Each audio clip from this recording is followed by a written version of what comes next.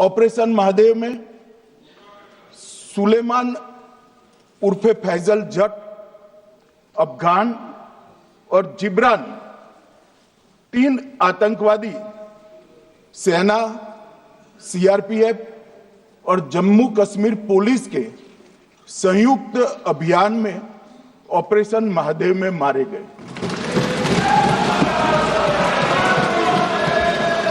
और माननीय अध्यक्ष जी, ये जो सुलेमान है, ए श्रेणी का लश्कर तोयबा का कमांडर था। पहलगाम हमले में और गगनगिर आतंकी हमले में वो लिप्त था। इसके ढेर सारे सबूत हमारी एजेंसियों के पास है।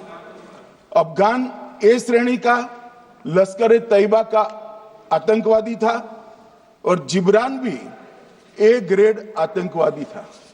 और माननीय अध्यक्ष जी, मैं सदन को और सदन के माध्यम से पूरे देश को बताना चाहता हूं, जिन्होंने बैसरन घाटी में हमारे प्रवासियों को, नागरिकों को मारा था, ये तीनों आतंकवादी ये थे और तीनों मारे गए।